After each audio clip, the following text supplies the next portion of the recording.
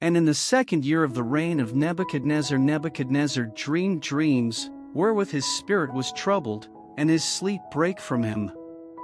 Then the king commanded to call the magicians, and the astrologers, and the sorcerers, and the Chaldeans, for to shew the king his dreams. So they came and stood before the king. And the king said unto them, I have dreamed a dream, and my spirit was troubled to know the dream. Then spake the Chaldeans to the king in Syriac, O king, live forever, tell thy servants the dream, and we will shew the interpretation. The king answered and said to the Chaldeans, The thing is gone from me, if ye will not make known unto me the dream, with the interpretation thereof, ye shall be cut in pieces, and your houses shall be made a dunghill. But if ye shew the dream, and the interpretation thereof, ye shall receive of me gifts and rewards and great honor. Therefore shew me the dream, and the interpretation thereof. They answered again and said, Let the king tell his servants the dream, and we will shew the interpretation of it. The king answered and said, I know of certainty that he would gain the time, because ye see the thing is gone from me. But if ye will not make known unto me the dream, there is but one decree for you, for ye have prepared lying and corrupt words to speak before me, till the time be changed. Therefore tell me the dream, and I shall know that ye can shew me the interpretation thereof. The Chaldeans answered before the king, and said, There is not a man upon the earth that can shew the king's matter, therefore there is no king, lord, nor ruler, that asked such things at any magician, or astrologer, or Chaldean.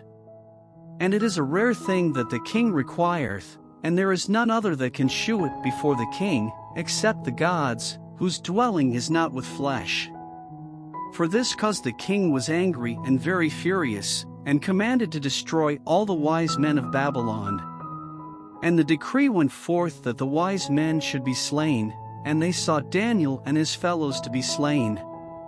Then Daniel answered with counsel and wisdom to Arioch the captain of the king's guard, which was gone forth to slay the wise men of Babylon. He answered and said to Arioch the king's captain, Why is the decree so hasty from the king? Then Arioch made the thing known to Daniel. Then Daniel went in, and desired of the king that he would give him time, and that he would shew the king the interpretation. Then Daniel went to his house, and made the thing known to Hananiah, Mishael, and Azariah, his companions, that they would desire mercies of the God of heaven concerning this secret, that Daniel and his fellows should not perish with the rest of the wise men of Babylon. Then was the secret revealed unto Daniel in a night vision. Then Daniel blessed the God of heaven. Daniel answered and said, Blessed be the name of God forever and ever, for wisdom and might are his. And he changeth the times and the seasons, he removeth kings, and setteth up kings, he giveth wisdom unto the wise, and knowledge to them that know understanding. He revealeth the deep and secret things, he knoweth what is in the darkness, and the light dwelleth with him. I thank thee, and praise thee, O thou God of my fathers, who hast given me wisdom and might, and hast made known unto me now what we desired of thee, for thou hast now made known unto us the king's matter. Therefore Daniel went in unto Arioch, whom the king had ordained to destroy the wise men of Babylon. He went and said thus unto him, Destroy not the wise men of Babylon, bring me in before the king, and I will shew unto the king the interpretation. Then Arioch brought in Daniel before the king in haste, and said thus unto him, I have found a man of the captives of Judah, that will make known unto the king the interpretation.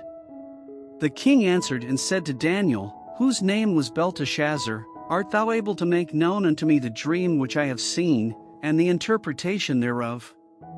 Daniel answered in the presence of the king, and said, The secret which the king hath demanded cannot the wise men, the astrologers, the magicians, the soothsayers, shew unto the king.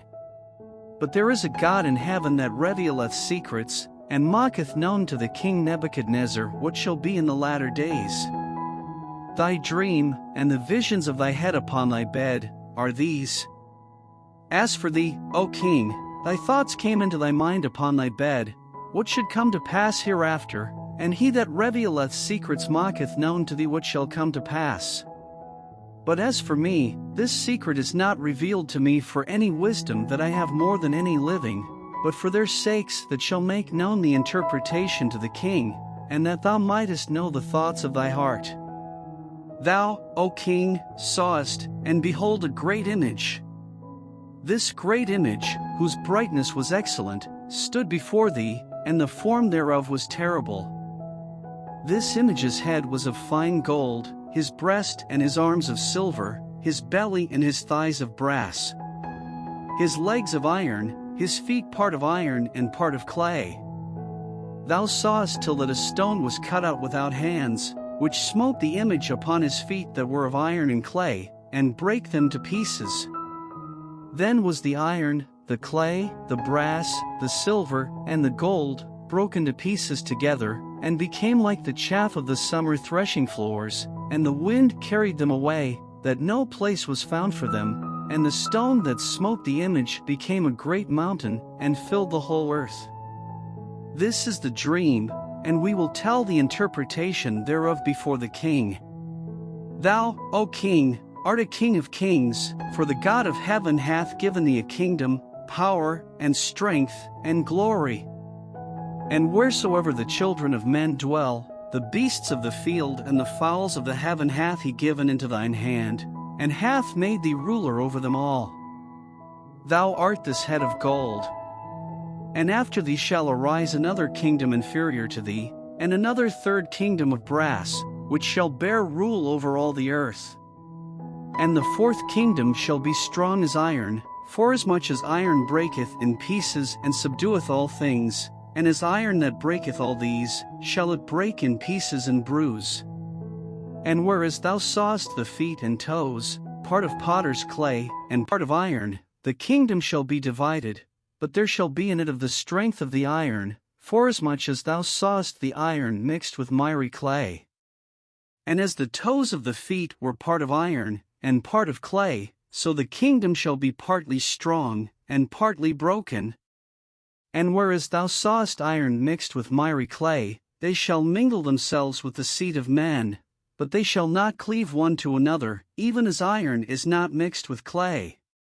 And in the days of these kings shall the God of heaven set up a kingdom, which shall never be destroyed, and the kingdom shall not be left to other people, but it shall break in pieces and consume all these kingdoms, and it shall stand forever. Forasmuch as thou sawest that the stone was cut out of the mountain without hands, and that it brake in pieces the iron, the brass, the clay, the silver, and the gold, the great God hath made known to the king what shall come to pass hereafter, and the dream is certain, and the interpretation thereof sure. Then the king Nebuchadnezzar fell upon his face, and worshipped Daniel, and commanded that they should offer an oblation and sweet odors unto him. The king answered unto Daniel, and said, Of a truth it is, that your God is a God of gods, and a Lord of kings, and a revealer of secrets, seeing thou couldest reveal this secret. Then the king made Daniel a great man, and gave him many great gifts, and made him ruler over the whole province of Babylon, and chief of the governors over all the wise men of Babylon. Then Daniel requested of the king, and he set Shadrach, Meshach, and Abednego over the affairs of the province of Babylon, but Daniel sat in the gate of the king.